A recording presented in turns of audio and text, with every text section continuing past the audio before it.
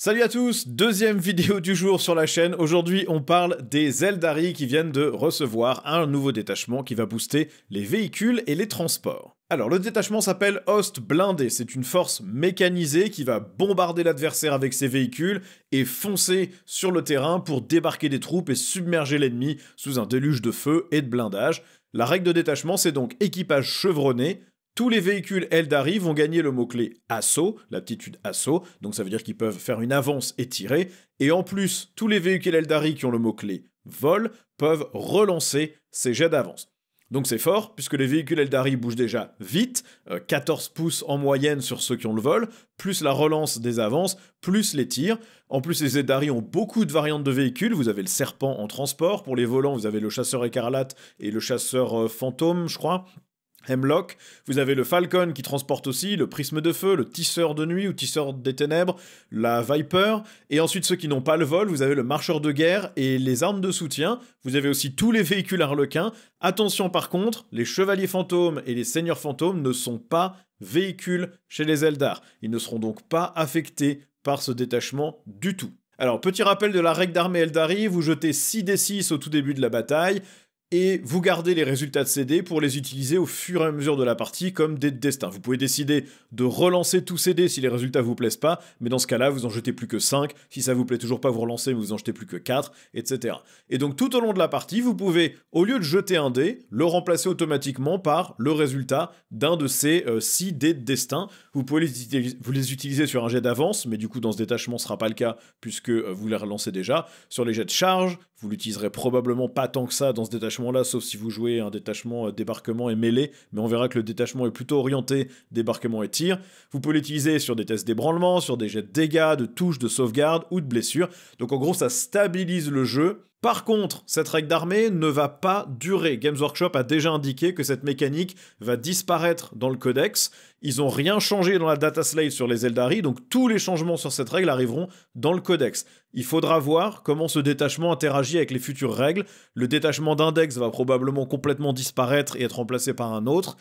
Et la règle sera a priori remplacée par quelque chose qui s'appelle focus de bataille, qui sera plutôt axé sur le mouvement des unités, plus que sur la manipulation des dés. Donc il y a des unités qui vont changer de règle, ceux qui manipulaient les dés de destin ou qui en donnaient de nouveaux, bah évidemment n'auront plus ça. Donc c'est très difficile d'évaluer ce que ce détachement va donner quand le codex sera sorti, qu'est-ce qu'il arrivera au détachement d'index, lequel des deux sera le meilleur, et par rapport à tout ce qu'il y aura aussi dans le codex en termes de détachement.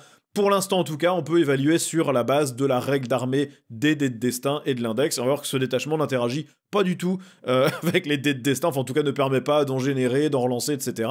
Donc il est déjà écrit, à mon avis, pour bien fonctionner avec la future règle d'armée. Donc le détachement de l'index, pour rappel, il vous donnait la relance d'un jet de touche et d'un jet de blessure par phase sur chacune de vos unités Aeldari, à chaque fois que vous faisiez une attaque en gros. Donc c'était assez intéressant, plutôt pénible à jouer parce que vous passez votre temps à relancer des dés, et puis du coup toutes les unités qui vous donnaient des relances sur les touches ou les blessures, bon bah c'était un petit peu gâché entre guillemets, donc pas forcément la règle la plus excitante, par contre c'était pas mauvais.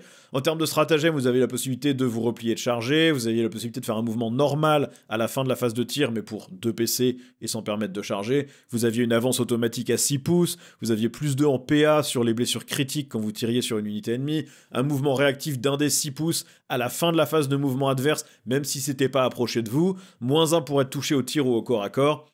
Et puis en amélioration, il y avait la possibilité de faire revenir le porteur de l'amélioration à tous ses points de vie sur 2+, une fois par bataille. Vous aviez un dé de destin supplémentaire par unité ennemie détruite par l'unité du porteur. Vous aviez la relance d'un dé de destin et puis la possibilité de garder ce résultat, donc vous relanciez un 1 pour obtenir un meilleur score. Vous aviez la possibilité de remplacer un dé de touche, de blessure ou de sauvegarde par un 6 pour le porteur lui-même, pas forcément pour son unité. Alors ce détachement a été nerfé, je crois, 3 fois de suite en début d'édition, tellement c'était complètement pété, comme souvent une nouvelle édition Eldar, c'est rare qu'il soit équilibré. Je pense qu'il y a quelqu'un qui a un gros biais Eldar chez Games Workshop sur la manière dont il écrit les règles, mais maintenant il était globalement assez équilibré et plutôt intéressant à jouer. Les stratagèmes du nouveau détachement, le premier, protection ésotérique, ça se joue à n'importe quelle phase, après qu'une blessure mortelle a été allouée à une unité de véhicule Aeldari de l'armée. Vous ciblez ce véhicule et vous donnez aux figurines de l'unité, insensible à la douleur, 5+, contre les mortels. Alors, les véhicules Aeldari sont pas très résistants, la plupart sont au mieux en sauvegarde à 3+, ou à 4+, ils ont pas beaucoup d'invulnérables, sauf le serpent et un volant, je crois.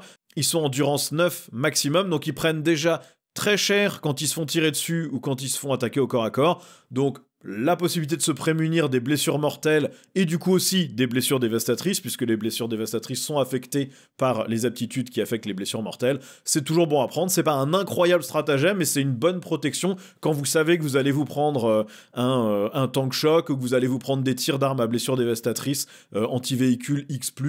Bon bah ça vaut le coup, vous vous protégez contre ça un petit peu mieux, donc c'est toujours bon à prendre. Donc le stratagème suivant, c'est la frappe nébuleuse, ça se fait à la phase de renfort, vous ciblez une unité véhicule qui a le mot-clé vol et qui est en réserve, le véhicule A frappe en profondeur, et vous pouvez le placer à 6 pouces de l'ennemi.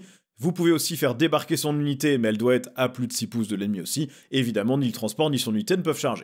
Donc ça vous permet potentiellement de faire arriver un serpent ou un falcon qui serait fourré au dragon de feu. Alors vous êtes un petit peu plus que 6 pouces, donc vous pouvez pas avoir Melta 3 sur leur fusil à fusion de base, mais vous pouvez quand même éclater tout et vous n'avez pas eu besoin de traverser toute la table pour le faire. Vous pouvez débarquer n'importe quel guerrier aspect qui va pouvoir tirer facilement sur sa cible de prédilection. Donc vous pouvez utiliser ça pour positionner une frappe chirurgicale contre une unité ennemie. Sinon, l'autre solution, c'est d'avoir 2 prismes de feu qui ont une ligne de vue sur là où vous voulez placer un 3e prisme de feu, ou juste vous avez déjà un prisme de feu sur la table, vous en placez un 2e. Comme les prismes de feu peuvent tirer en utilisant la ligne de vue d'un autre prisme de feu si les 2 véhicules sont visibles, bah vous l'utilisez pour voir un véhicule ennemi et lui mettre 2 fois les tirs du prisme et donc probablement l'exploser. C'est une bonne stratégie. Le suivant, déploiement véloce, ça se fait à votre phase de mouvement, vous ciblez une unité transport, et jusqu'à la fin de la phase, vous pouvez faire avancer le transport et débarquer vos unités, et elles ne comptent que comme ayant fait un mouvement normal, mais donc évidemment elles ne peuvent pas charger,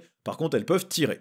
Donc ça veut dire que vous avez par exemple un serpent ou un falcon qui bouge à 14 pouces, vous avez une avance relançable, donc on va dire vous faites 4 pouces de plus, donc vous bougez à 18, puis vous faites débarquer, donc évidemment le transport peut tirer puisqu'il a assaut dans ce détachement, vous faites débarquer vos unités à 3 pouces du transport, donc vous êtes à peu près 21, au maximum 23 pouces de là où vous avez commencé votre mouvement, donc vous pouvez débarquer n'importe quoi sur n'importe quel objectif et mettre de l'OC, ou débarquer n'importe où et tirer avec des armes à courte portée et laver quoi que ce soit, et en plus votre transport peut tirer, ce qui est jamais une mauvaise chose non plus, donc c'est très très efficace.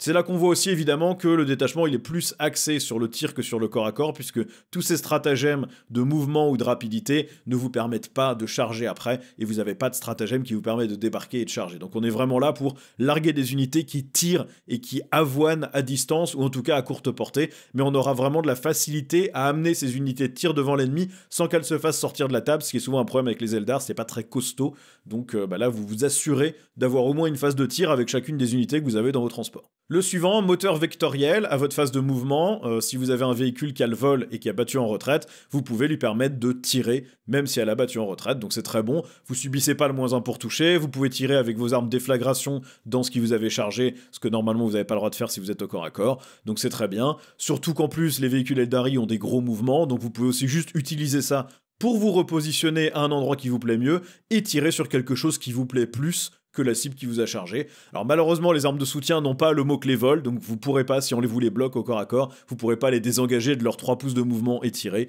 Elles avaient des armes à déflagration, ça aurait été bien, mais elles n'ont pas accès à ce stratagème.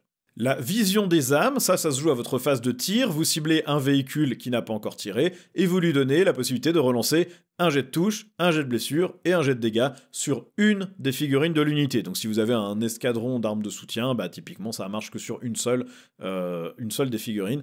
C'est le retour de la règle de détachement de l'index, sauf que là vous l'avez en stratagème sur un véhicule. C'est toujours utile, surtout probablement avec le nouveau codex où vous n'aurez plus les dés de destin pour stabiliser la touche, la blessure et le dégât. Bon bah là ça vous permet de stabiliser un petit peu plus, surtout sur des dégâts de lance, alors c'est les Bright Lance, donc les lances chatoyantes, lances de lumière, un truc comme ça.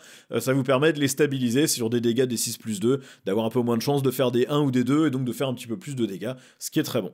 Et enfin le dernier, répulsion antigravitique, ça se joue au début de la phase de charge adverse, juste après qu'une unité ennemie ait déclaré une charge, sur un de vos véhicules qui a le vol, eh bien vous enlevez 2 au jet de charge de l'unité ennemie, donc c'est très bon pour sécuriser un véhicule, n'importe quoi qui arriverait des réserves qui vous chargent à 9, même avec une relance, maintenant il vous charge à 11, donc il vous touche pas, donc ça c'est très bien. Et puis bah ça oblige l'ennemi à venir vraiment se positionner à courte portée de vous pour être vraiment capable de vous charger. Faut voir que même s'il s'amène à 3 pouces, il a quand même une charge à 5, ce qui se rate. S'il se met à 7, ça devient une charge à 9, donc c'est très bon, et l'ennemi va devoir jouer avec ça, en sachant que vous avez ça en stock, et donc ça va l'inciter à toujours essayer de se rapprocher le plus possible de vous pour vous taper, et donc bah, de s'exposer à plus de tirs, donc c'est très bon pour vous aussi, et ça rend l'armée de véhicules très difficile à verrouiller au corps à corps, puisque non seulement vous pouvez battre en retraite, tirer, avancer, tirer, pour vous positionner vraiment là où vous en avez besoin, et puis en plus empêcher l'ennemi de vous charger avec -2, donc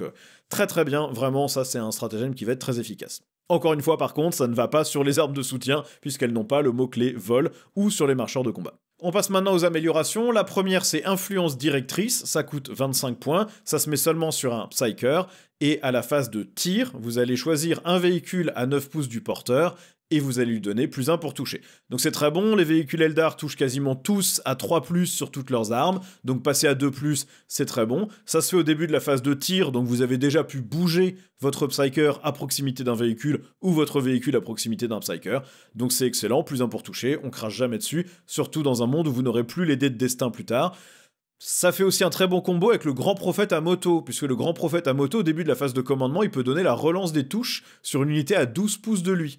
Donc vous pouvez potentiellement avoir ce Grand Prophète à 12 pouces ou à 9 pouces d'un véhicule, à la phase de commandement, donner la relance des touches au véhicule, puis bouger un petit peu, vous mettre à 9, à la phase de tir, vous lui donnez aussi le +1, et donc vous avez un véhicule qui relance tout et qui touche à 2+, très très bon, ou alors il donne la relance des touches sur un autre véhicule, il bouge ses 14 pouces pour s'amener à 9 pouces d'un autre véhicule, et à lui il lui donne +1, donc je pense que si on la prend sur un Grand Prophète à moto, qui va faire le ping-pong entre des véhicules pour les booster et pour leur donner des bonus. Alors l'amélioration suivante, matrice d'harmonisation, ça coûte 30 points, le porteur va vous donner un point de commandement à votre phase de commandement à vous, même s'il est dans un transport, sur un 3+, et s'il est à portée d'un pion d'objectif que vous contrôlez. Ça fait beaucoup de stipulations, c'est très aléatoire. Si vous asseyez quelqu'un sur un objectif, c'est en moyenne 3 points de commandement par partie.